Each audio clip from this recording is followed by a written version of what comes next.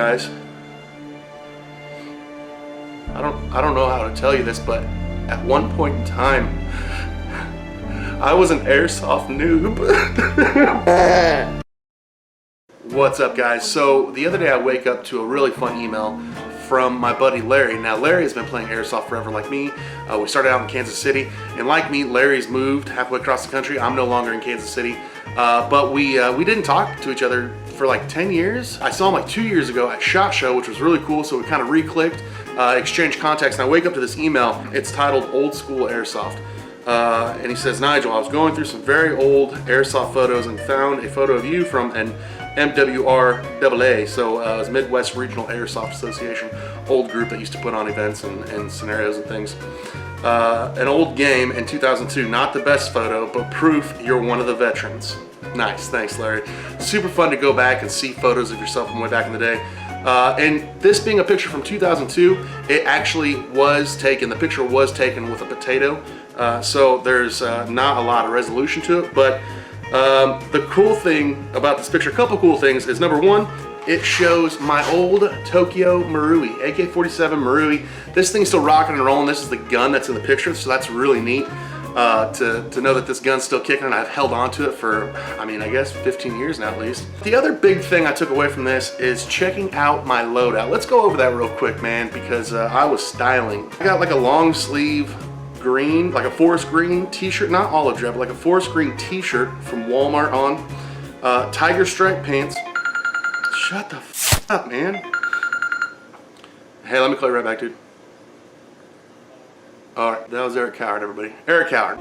Yeah, tiger stripe pants, and I've got like an Alice web belt around my torso. So it's not in the picture, it's not shown, but I remember having a butt pack on the side of that belt.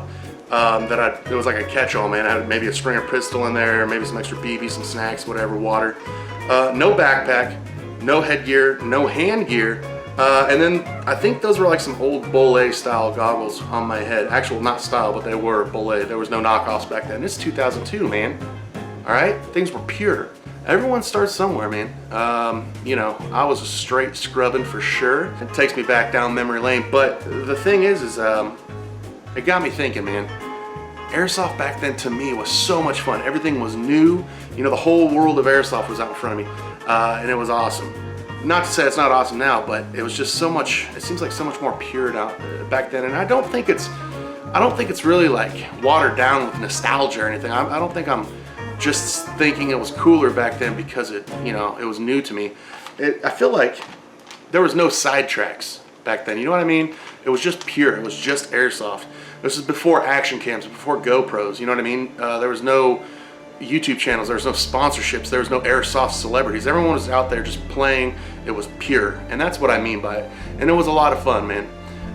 The other thing that I take away from this too is that I still like to think I live this mantra, but staying humble and having fun. That's really what airsoft's all about. It's not about the gear, you know. I was having fun back then. I'm having fun now. My gear's a little bit cooler. So are my guns. But it's about having fun, man. And I think that all comes back to like having that positive attitude and just blocking out those sidetracks. I find that all too often guys that play airsoft after a considerable amount of time, maybe a year or so, they kind of look to the next step, and the next step is like, oh well, why am I not getting recognition, or why is my YouTube channel not getting views or shares, or why, you know what I mean, like why isn't the red carpet getting rolled out for me type thing. And that really just kind of muddies it down. It really dilutes the fun that airsoft is supposed to be for all of us.